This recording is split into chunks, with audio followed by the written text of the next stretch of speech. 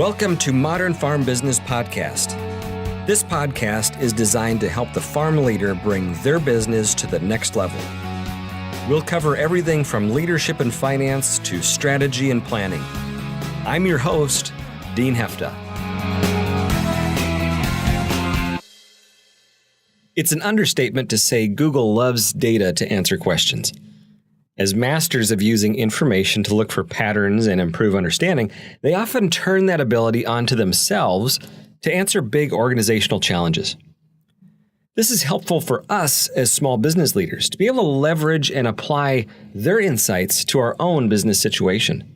At Google, their equivalent of an HR department decided they wanted a better answer to the question, what makes a Google team effective? Like most organizations, they had noticed that some teams were way more effective and way more productive than others. But the best answers that they had to the why were really anecdotal. For a lot of executives, the assumption becomes, oh, we just need to hire stars and then we'll have a great team. But like many assumptions, Google's findings were much different. What their research team did was review over 180 Google teams, doing a couple of hundred interviews, and analyzing more than 250 attributes. Their findings showed how the team members interact had a huge impact on the team effectiveness. Through the research, the team determined 5 factors that set the most successful teams apart from the rest. First factor that they termed was psychological safety. This comes down to the question, can we take risks on this team without feeling insecure or embarrassed? What they found was employees who don't feel safe when they're contributing an idea or asking a question were significantly less likely to innovate or jump in and take action. This seems pretty obvious and straightforward, but what it really does is highlight the role of the leader for how they set the culture of the group, how they respond to failure, and the impact they have on the willingness of others on the team to step up. What Google found was this factor, this psychological safety, was so important that the other 4 didn't matter if this didn't exist. It's like oxygen for a winning team. It has to be there. The second characteristic they found they called dependability. Now, this speaks for itself. If you're on a team and there are, let's say, 2 people that you know on that team that when they say they're going to do something, you know in your heart, it's not going to happen. You might as well chalk that team up to a low productivity team. The deadlines are going to be missed. Money's going to be wasted. Morale is going to slip and trust is going to continually wane. As leaders, we're held to a very high standard as it pertains to our do to say ratio and keeping that at 100%. But we're also called to ensure all of the members of the group are expected to follow through and deliver on what we're counted to do. The third element they found is structure and clarity. They found that as being very relevant to success for the team. At its essence, this means everyone on the team knows their role and any business goals that are going to affect their work. When that clarity doesn't exist, the worker has a harder time understanding who's responsible for what needs to get done, and ultimately, what is it we're working to accomplish? When there isn't a shared understanding of structure, responsibilities, priorities, and goals, the alignment of effort gets diluted. Rather than everyone on the team pulling on the rope in the same direction, you end up with lots of people working really hard on things that they think are right, but ultimately isn't helping the team to accomplish the goal.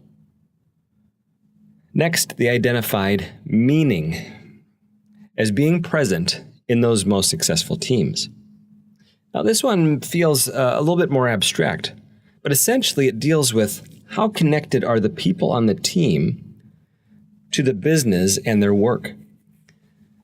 Does it seem that what I do on a day-to-day matters? Do I know why I'm painting this fence? Can I connect the dots to see how doing a good job on maintaining the equipment is going to have a positive impact on our business? As leaders, we must be conscious of helping people to see how the what they are doing is critical to why we are doing what we're doing. We can't assume that people can see the bigger picture behind what we're asking them to do. The fifth and final factor that Google identified was what they called impact.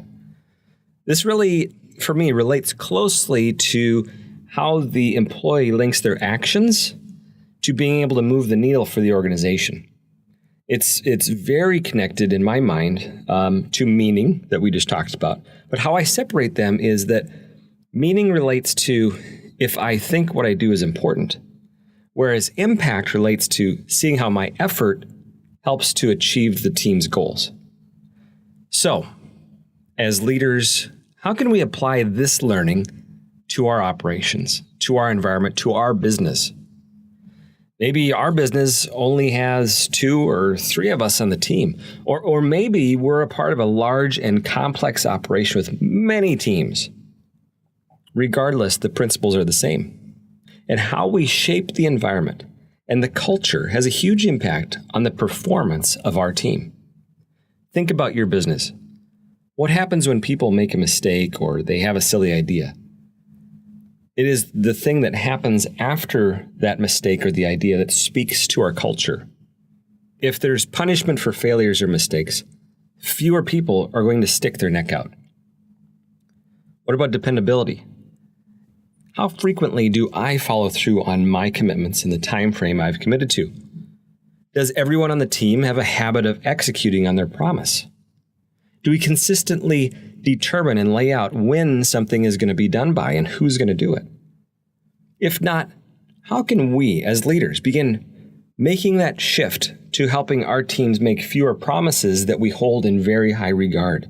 It's easy to say yes, but it can be very hard to follow through. Too often, we justify our lack of follow-through by going back to our good intentions, what I intended to do. Yet we don't extend that same grace to others when they don't follow through. How about your team structure? Do people have clear areas of responsibility?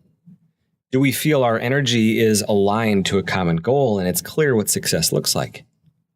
Maybe I want to just ask my team, on your own, one-on-one, have them write it down. What do you see as your main responsibilities here? Then collect all of those perspectives and look for overlaps and gaps. Where are there areas that nobody seems to be seeing as their responsibility? What are the areas where many people see as their responsibility? And remember the power of meaning and impact. As leaders, we can't just hope that people figure out on their own why what they are doing is important and how it's going to move us as a business forward. Take the time to draw the line to the why, especially when people are trudging through those tough, arduous jobs that in the moment just don't feel rewarding whatsoever. These are all powerful elements of strong teams. What's one thing that you can do today to strengthen your team? Thanks for joining me on this episode of Modern Farm Business Podcast, and thank you to Water Street Solutions for making this program possible. You can learn more business insights and how Water Street Solutions is helping farm businesses at waterstreetconsulting.com. I love hearing from listeners, and you can reach me at dean@modernfarmbusiness.com. Also, be sure to subscribe wherever you get podcasts so you can always get the latest episode. Thanks, and I look forward to seeing you again next week.